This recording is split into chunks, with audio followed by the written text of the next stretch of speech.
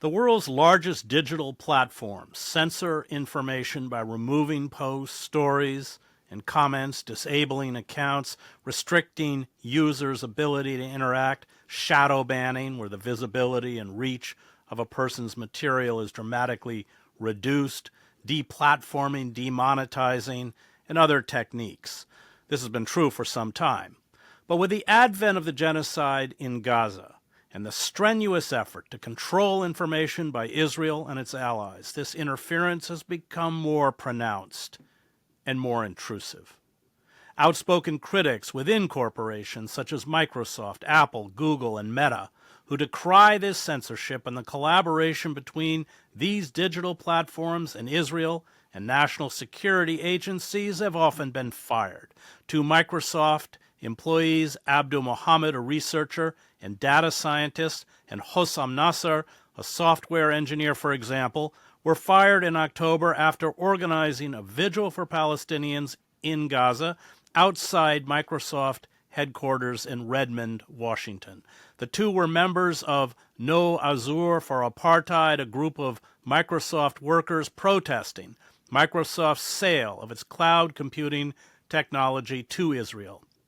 The same fate has befallen employees at Google who have criticized the corporation's $1.2 billion contract to provide the Israeli government and military with cloud and machine learning services, codenamed Project Nimbus. At the same time, Meta, which owns Facebook, Instagram, Threads, and WhatsApp, has reportedly deleted hundreds, if not thousands, of posts that condemn the genocide from employee resources groups, as well as removed content and suspended or permanently banned accounts on Facebook that speak out against the genocide on Instagram. In 2012, Apple opened its second largest research and development center in Herzliya in Israel. It has invested millions, if not billions, in the Israeli economy. Joining me to discuss the suppression of information, the silencing of those who speak out against the genocide, and the financial ties between these digital platforms and Israel and the national security state, such as Homeland Security, is Saima Akhter, who was fired from Meta, Hossam Nasr, who was fired from Microsoft, and Tariq Ra'ouf, a former tech expert at Apple who lost his job after speaking out in public forums for Palestinian rights. So, Saima, let's begin with you. I want you to lay out a kind of picture of the power of these platforms to control the narrative and the techniques they use to silence dissenting voices and propel the dominant narrative. Yeah, Chris. So at the highest level, there is a lot of power put into the hands of a few people. Just like we see in government, we see the same things at these big corporations. And at the heads of these big tech companies, so at Meta, for example, you have people in leadership that have ties directly with the Israeli government. You have Jordana Cutler, who used to work in Netanyahu's office, who is the head of the advising on the Jewish diaspora at Meta, is involved in a lot of policy work. You have Guy Rosen, who used to work in Unit 8200 in the IDF. Now, these are people that are heavily influencing the policies and the content moderation practices at Meta. The way that Meta is taking down a lot of the content and permanently banning accounts is through policies. You have policies, for example, like using Zionist as a proxy for Jewishness, that's involved, that's responsible for a lot of content takedown. You also have policy like the DOI policy, which is the dangerous organizations and individuals, which Meta determines what is a dangerous organization based on input by those leaders, as well as heavily influenced by the American government. Even though this is a platform that is global, you have, people are, Instagram and Facebook is the way the world communicates, but it is an American company, and the American government heavily influences what it determines to be a terrorist. So of course you have Hamas on that list, and anything that's relevant, anything that's related to it, even things like, if you have a red triangle on your account, they will flag that, and it could be grounds to permanently delete your account. Besides these policy issues, I believe there's just inherent biases within people that are coding content moderation policies, content moderation code, and Meta is not giving it enough importance to investigate the issues that the public is bringing in, because it's ethics and these issues of Palestine suppression is not at the top of their list to prioritize. And ultimately, I think it's just this is the way the world communicates, and this company has way too much unchecked power to determine what content should and should not be shared with the wider world. Tariq, you are of Palestinian descent. Can you spell out for us what is the narrative that these digital platforms promote, and what is the narrative that these digital platforms suppress? Yeah. I mean, on the suppression side, it's crystal clear. Anything that supports Palestine, anything that advocates for, ironically, peace, ceasefire deals, anything that says that like ceasefire now, those are the things that get suppressed. While things that get supported, things that get uplifted are messages from Zionist communities saying I stand with Israel, saying like advocating that all Palestinians are terrorists. You see this kind of narrative across all of these companies, because across all of these companies, almost all of the leadership are Zionists. And it is no coincidence that we all are facing the same experiences, whether you're at Apple or Meta or Microsoft or Google. Any support for Palestine, because of the narrative that Americans and the world have been fed about Palestinians being terrorists, about Arabs being terrorists, right? This colonialist view that anyone from the Middle East is bad.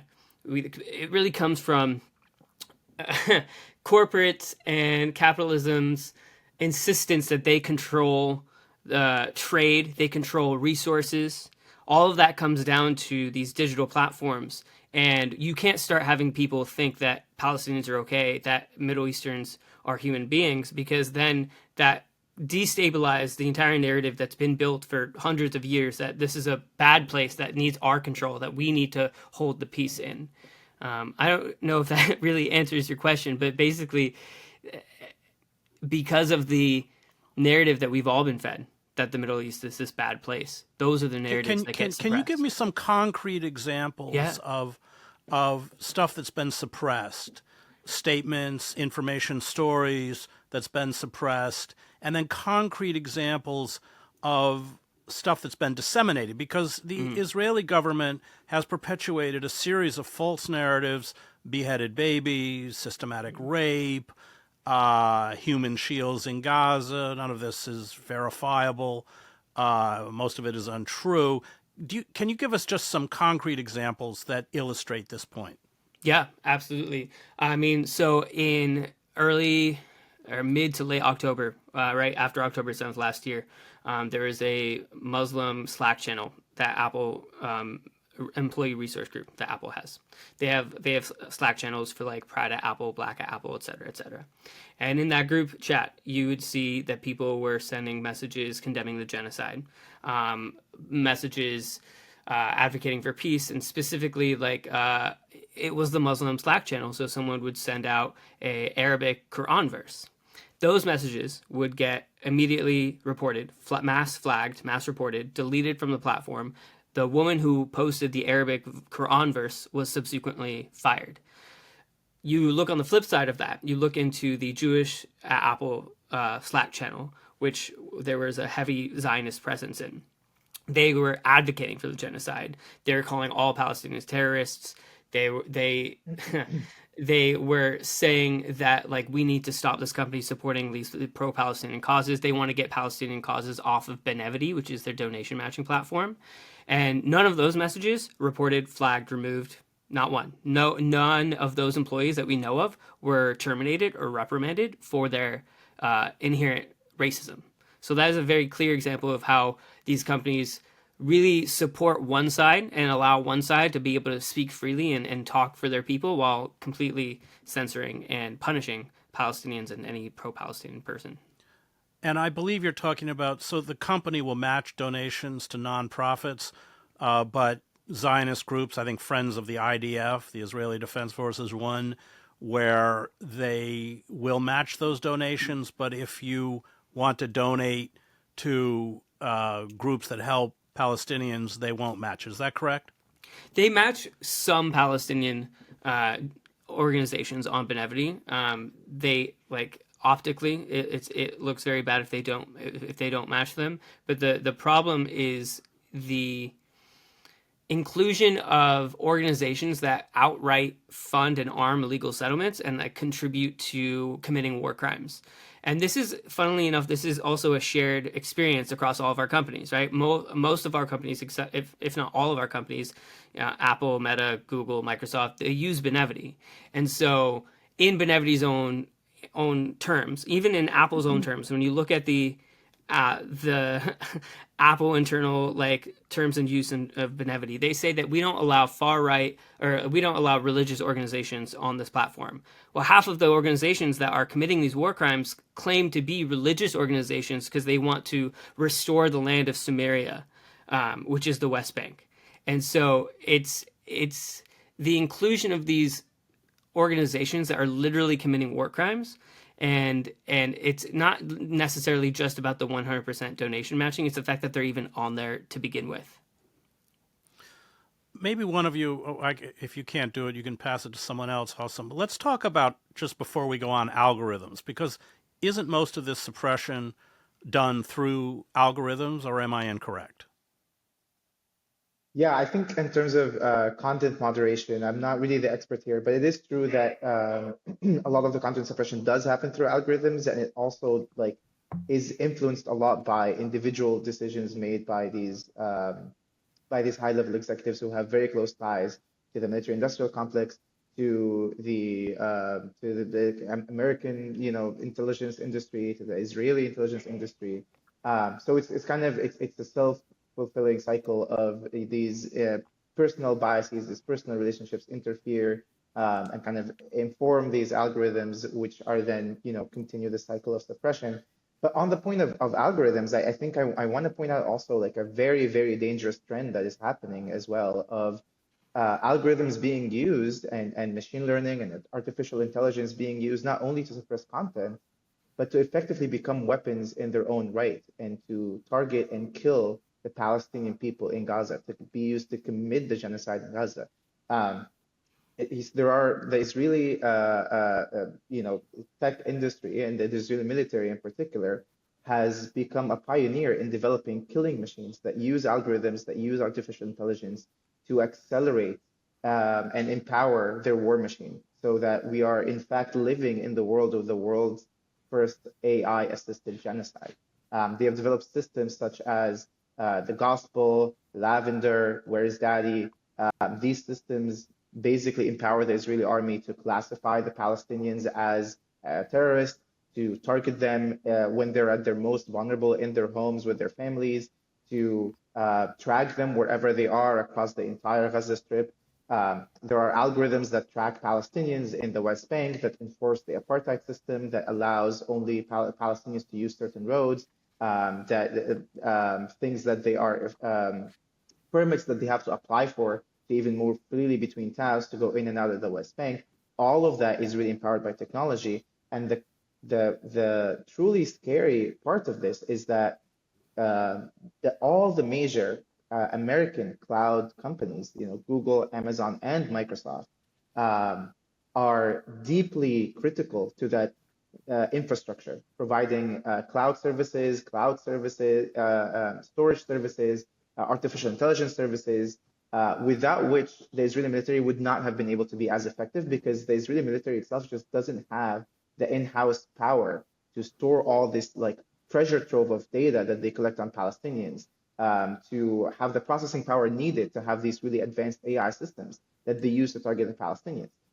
So there's this really, again, scary dystopian video of an Israeli colonel talking about how they have basically been able to use what they call civilian clouds, such as Google Cloud and Google, Amazon, and Microsoft, to effectively construct a weapons platform, to effectively treat cloud as a weapon in its own right.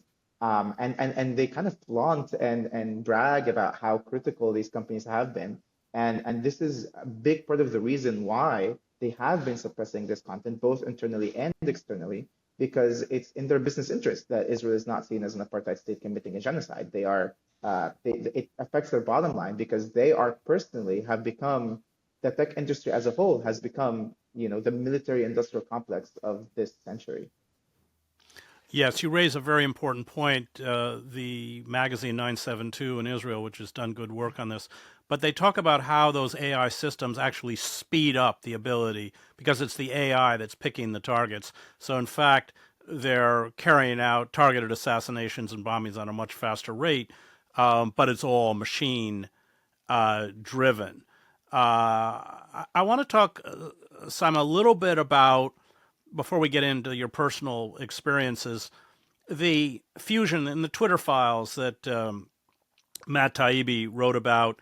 He talks about the close relationship that these companies have with the FBI, with Homeland Security, and how that they're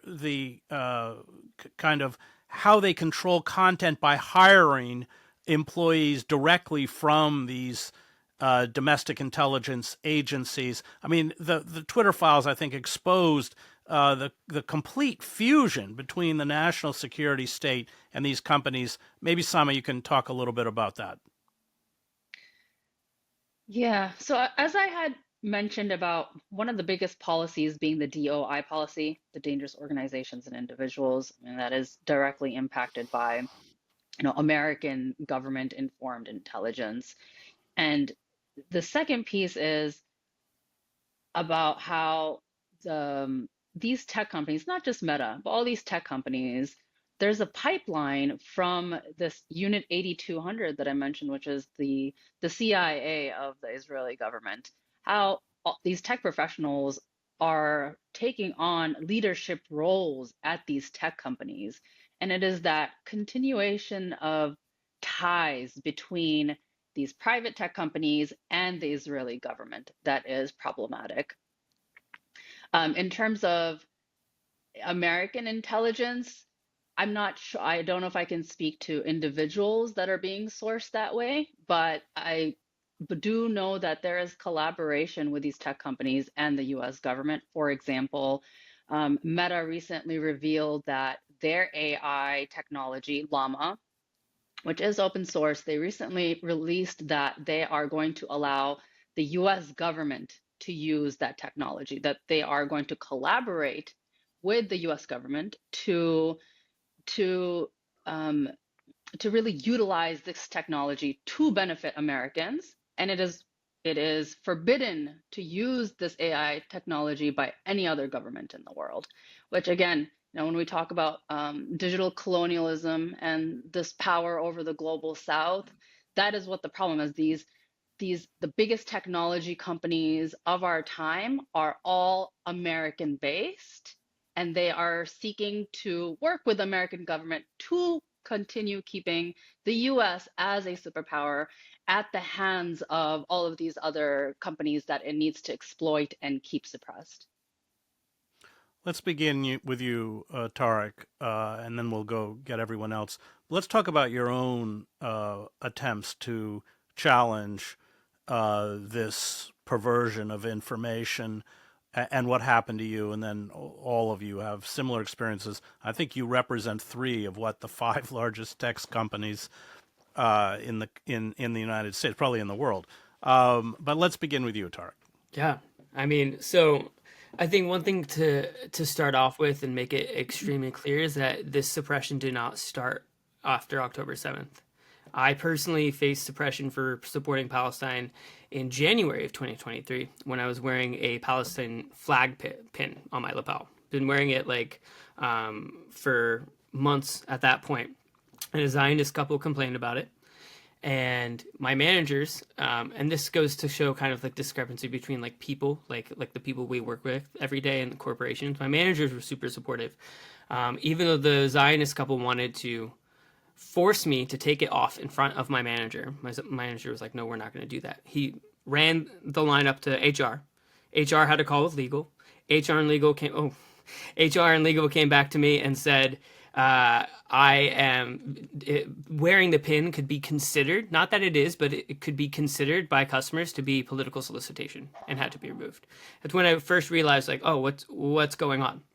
And then October 7th happened. 2 days later, Tim Cook emails the entire company with a headline stated Israel, advocating for sympathy for the loss of innocent civilian life and like niceties towards team members that may have lost families or have people in the area. Over a year now of this genocide, and Apple has not acknowledged any Palestinian suffering in the same way. And what that has prompted me to do is in March of this past year, I helped co-found an organization now called Apples Against Apartheid. It's an organization dedicated to advocating that Apple stands up for Palestinians the same way that they were able to stand up for Israelis, and shedding a light into Apple's complicity in Israel. And we had over 400 plus customers, we had over 400 current and former Apple employees sign an open letter demanding that they at least say something. And it has not really done much. Executives see our movement. I was explicitly told when I sent an email on October 10th responding to Tim Cook's October 9th email, I was explicitly told by my own manager that Tim Cook read my email. Tim Cook nor any of the executive teams did not feel like I was worthy of the respect to respond to. Completely ignored our requests. When the community Slack channel was shut down after the Zionists were coming in and harassing and mass messaging people, we had 3 community chats with executive leaderships over the course of 6 months. No response. They did not bring the channels back. And what it has now evolved to is this past weekend, Black Friday weekend, we Apples Against Apartheid organized the second mass coordinated protest against Apple stores worldwide. We had protesters show up in over 12 cities in 10 countries to advocate that they end their silence, not just on Palestine, but also on Congo, because this is a global movement. This is like all of our struggles are united. And we shut down the store on Black Friday weekend. We shut down the flagship in Seattle. We had a die-in. We chained ourselves to the table. And I think we will continue to move forward and as much as we have to, because they, like many other companies, see these movements. They recognize what's happening. They've had conversations with many of us.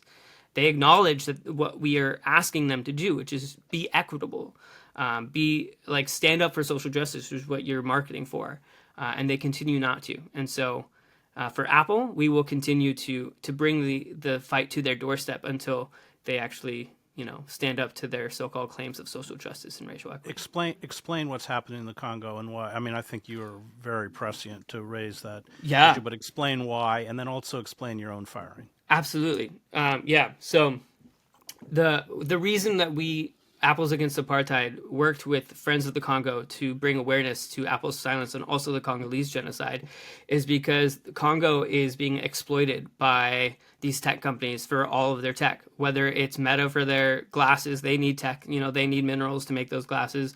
Whether it's Microsoft for building the chips for their servers, right? They all use minerals that are mined directly from Congo. And there are artisanal scale mines where cobalt and other minerals are found and and they're mined by civilians, children, women trying to feed their families because they get a paycheck for being able to bring these minerals and sell these minerals off. But what's happening is the mines are dangerous.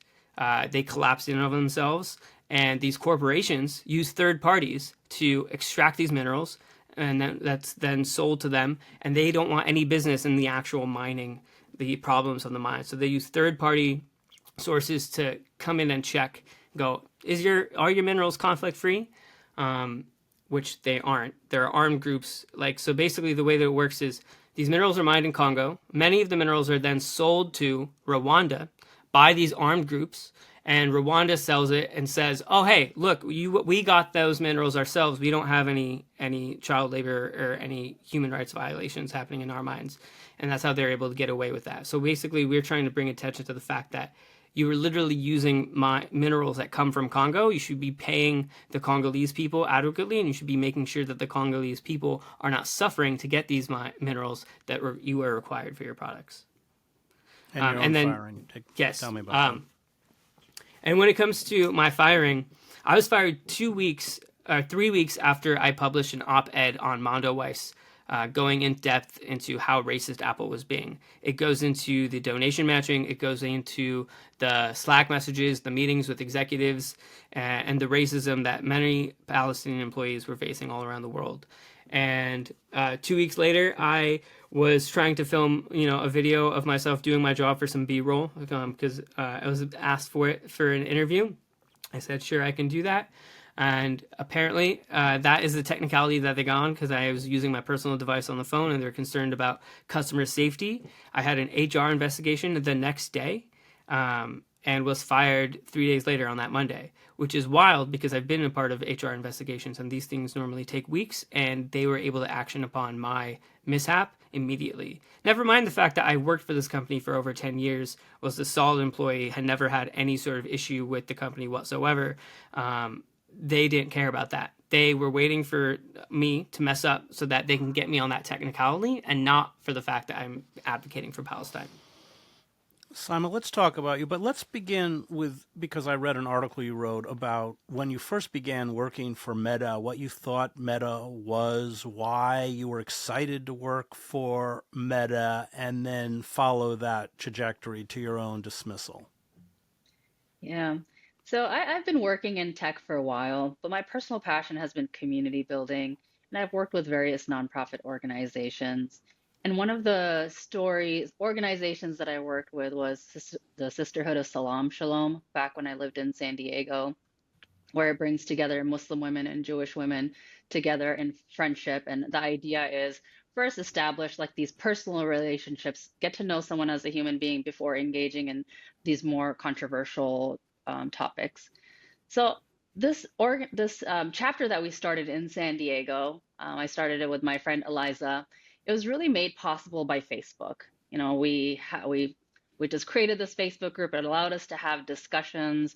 It was easy to put up events. It was easy to see who's joining. By the end of it, we had almost 400 members. And I saw the power of Facebook to build community. And I thought, wow, what a company that aligns with my personal mission statement of community building. I mean, Meta's mission statement is literally to give people the power to build community and bring the world closer together. So I do think that I did come into this company enamored by the mission statement, which I don't think a lot of people are these days. I think they are coming in for the paycheck. And that's why I think I was so hurt when October 7th happened. And even it started showing even before October 7th. I mean, I think this company has changed a lot, even in just the past 3 years, in terms of focusing on profits over people, in terms of defunding all the social impact projects that I had actually initially joined for. I wanted to join the social impact team. They started defunding all those. They started defunding DEI. They started rolling out all these new products and just focusing on numbers. Like just get as many people to view content as possible, not really caring about what are we even building here? What are those real connections that made Facebook so popular in the beginning? So yeah, I think there's just it was a very harsh awakening for me in terms of what I came to do versus this realization, oh my God, this company is causing far more harm in the world than it is good at this point. And talk about what happened to you in the end. Yeah, so my personal story as it relates to Palestine advocacy so at the start of all of this during October, a lot of us employees started noticing all of these issues of Palestinian content suppression on our platforms. I mean, and then, at that point you had Human Rights Watch releasing a 51-page report. You had Senator Warren and Sanders have written multiple letters. And most importantly, we had our own circles, our own friends reporting on Instagram, like, what is happening? My content is being deleted. So we tried to raise these issues internally. We tried to speak to product teams. We tried to talk to leaders.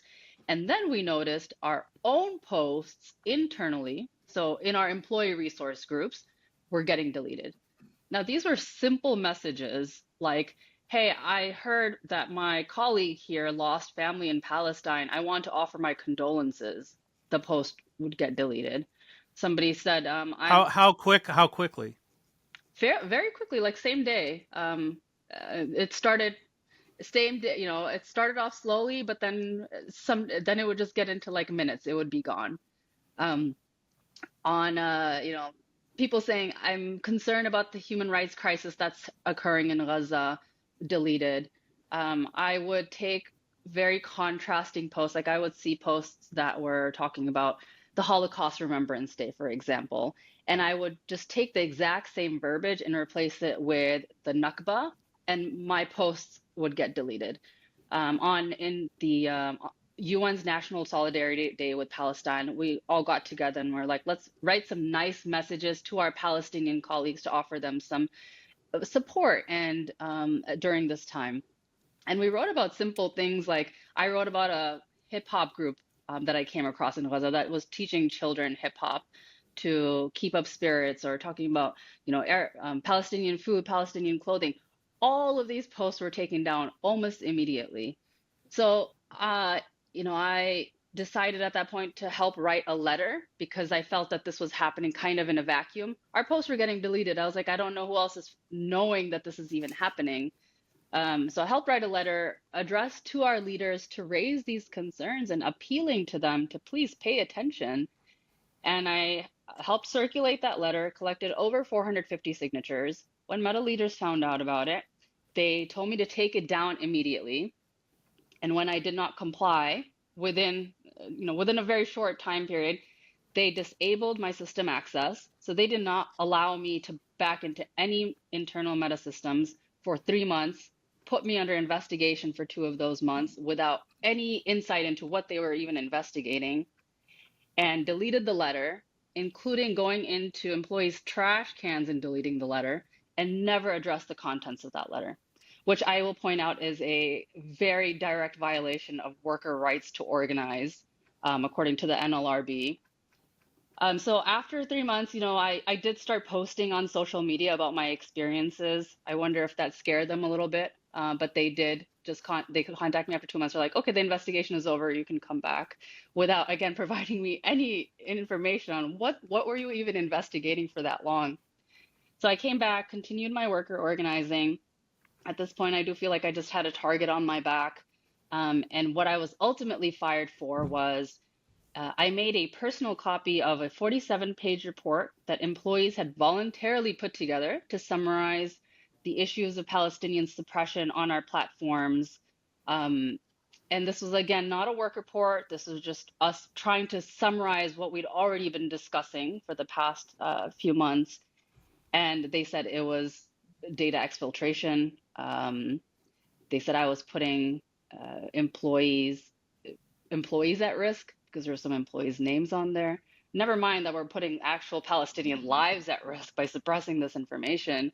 And they conducted an investigation. They fired me. After they fired me, they threatened to sue me if I didn't delete any information I had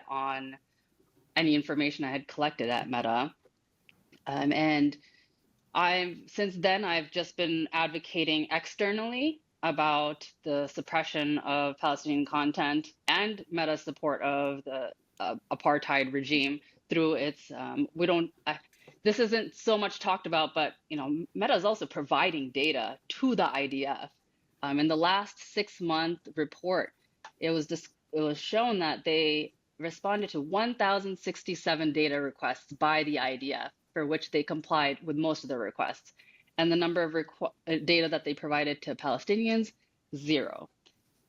So I still feel a very strong connection to Meta, and like the responsibility I have to do what I can to hold it accountable and raise awareness that we need more public pressure and more accountability for how Meta is violating digital rights. Data requests, like for instance, give me an example of what the IDF would be asking about. So that's the issue. They don't disclose what the actual information is. I had posted internally in one of the product work groups raising this issue that the public and even employees deserve to know, have transparency on what is the data that is being shared. And they deleted my post. They just want to suppress it. They want to claim that they're transparent because it is publicly available on their website, which they call Meta's transparency portal. They disclose the number of requests. They don't tell us what actually was in those requests, which is the crux of the problem. There's no transparency. There's no transparency with Meta.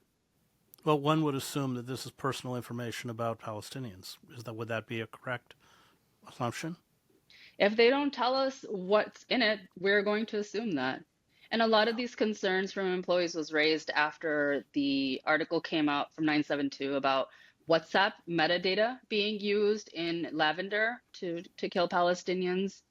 And we asked, hey, is Meta providing WhatsApp metadata to the IDF? And again, if you're not transparent about what it is, the public is just going to be left assuming the worst. Hossam, you were the latest to lose your job, October. Maybe you can talk about your own experience. Sure. I mean, I think I want to also echo what Tariq was saying earlier, that this does not really start on October 7th of last year. My own experience with retaliation, repression, intimidation at Microsoft started like mere months after I had joined the company, before even turning my 1-year anniversary. It was in 2022 when shortly after Russia invaded Ukraine, and then Microsoft, like many other American companies, just stopped selling any technology in Russia whatsoever. And I posted a question on an internal forum that is specifically designed to ask questions to leadership during a regularly scheduled Q&A. And I praised Microsoft for taking a principled stand for international law, for human rights, and for applying its own policies that it commits to uphold human rights around the globe. And I simply asked, when do we decide to uphold these policies? Is it only when it's politically convenient? Is it only when the victims are white? And I mentioned multiple examples when we have not applied the same standard. One of the examples, I mean, I mentioned the Uyghur Muslims in China. I mentioned the bombings of Iraq and Syria and Yemen. But then one of the examples I mentioned is when previous year in 2021, when Israel was murdering innocent Palestinian children and women, there wasn't even, a statement of solidarity, let alone like kind of taking a more principled stance. And simply asking that question was enough to prompt an internal investigation by HR, where the first accusation that was made against me is remarkably that I was singling out Israel, which is funny because I was doing the exact opposite, and they were the ones who were singling out Israel. And I spent 2 hours in this HR call, being grilled about my political views. The HR person who was interviewing me later revealed that she was Israeli herself, and that her own biases was informing like why she was talking to me in the first place. She asked me questions such as, "Are you aware that Arabs are actually thriving in Israel?" When I pointed out that multiple human rights organizations had labeled Israel as an apartheid regime. And then after 2 hours of that intimidation, I basically made it clear to her that I'm not going to back down. I'm not going to apologize for what I said. I did nothing wrong. And basically, I told her, if this is a fireable offense, like you can go ahead and fire. And then after that incident, I mean, a month after, she concluded her investigation and told me that there has been no violation found. But it was clearly an attempt at silencing and intimidation. And it showed to me the bar of acceptable discourse and internal dissent. Like that simply asking a question where Palestine is mentioned is not acceptable. Um, that was my first interaction with that system that systematically dehumanizes Palestinians. Then you fast forward to October 7th of 2023, where the very first thing, that first Monday, first business day, we all get an email that says, "We stand with Israel," right? A couple of days later, they like on October 9 or October 10, Kathleen Hogan, who is the head of HR, she releases the statement on, in to the public kind of internal forum, and every single employee can see it, again saying we stand with Israel, offering resources and support to Israeli employees, mourning the tragic loss of civilian lives and call it like and the horrible terrorist attack and whatever. At that point, already hundreds of children had been killed in Gaza. Not a mention of Palestinians at all. Not a mention of Gaza, of Palestine, of the brewing genocide at the time. There was one sentence where she even mentioned Palestinian employees, and she said, we have Palestinian employees who are concerned for the safety of their loved ones and condemn these terrible acts of terrorism. That was the one sentence where Palestinians were even mentioned. And then myself and many, many others started calling out the double standard and the hypocrisy and simply saying, why do the Palestinian lives not have value in this company? And simply, like Tariq was saying, simply asking them for equal recognition, simply asking them to even, like in the Benevity portal, in the donation portal, they had a big banner with the Israeli flag that says, "We stand with Israel," and encouraging employees to go and donate to Israeli organizations. And then why weren't there not even, donations for the Palestinians promoted in the same way?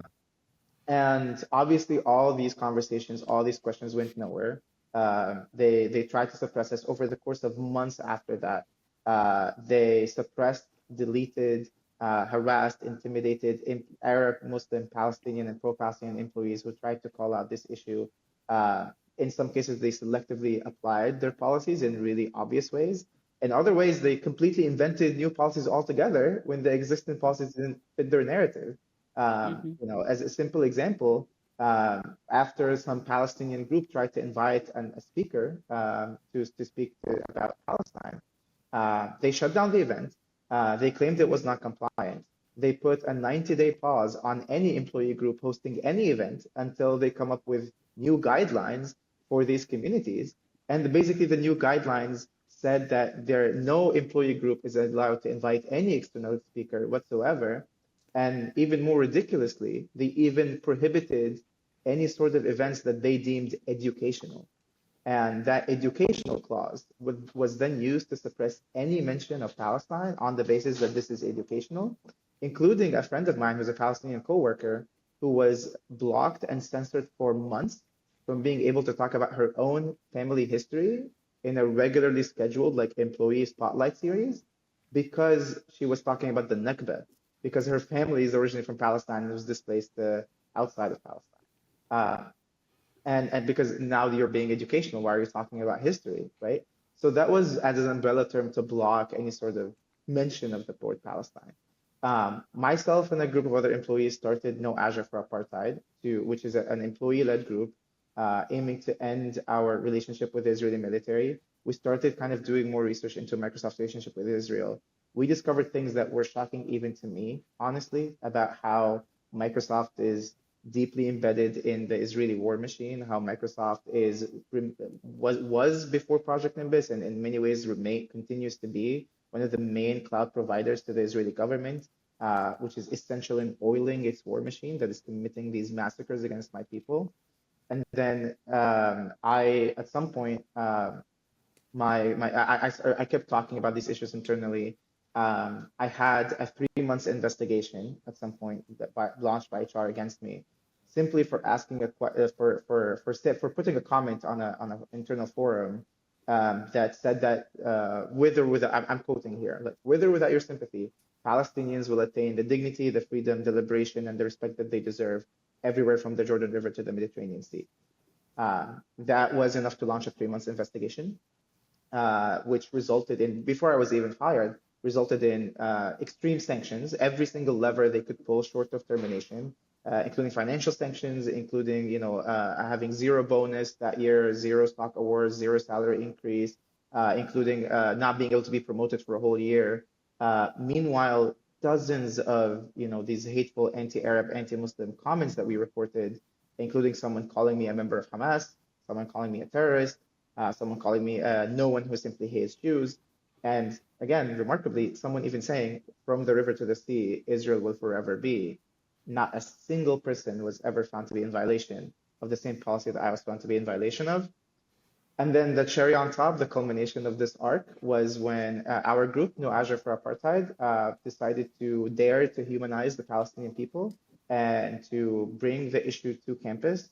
We hosted a visual to honor at this point, hundreds of thousands of victims of a Microsoft-powered Israeli genocide.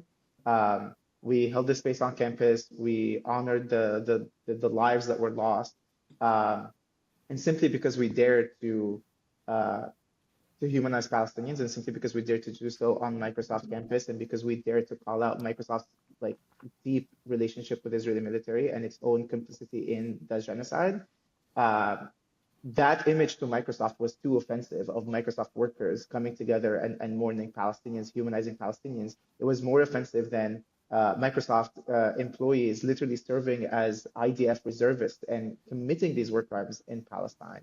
Or the images of Palestinian children being blown to pieces through technology that Microsoft is empowering.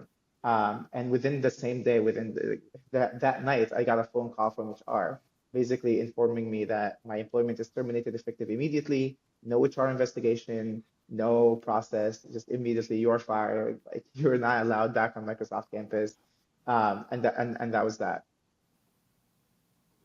And news of your firing went public before you even knew about it. That's right. That's right. There was this online group that's known for doxing and harassing Palestinians, who had actually published a profile about me a couple months prior, calling on Microsoft to fire me, calling on Satya to end my employment. And that group actually posted that I was fired an hour and a half before I even got that phone call, proving that there is some level of collusion, or at the very least leaking, at very high levels of decision making at Microsoft, because they must have known I was fired before I was even informed an hour and a half before. And funny enough, Microsoft to this day has refused to comment or provide an explanation for how the information was leaked an hour and a half before.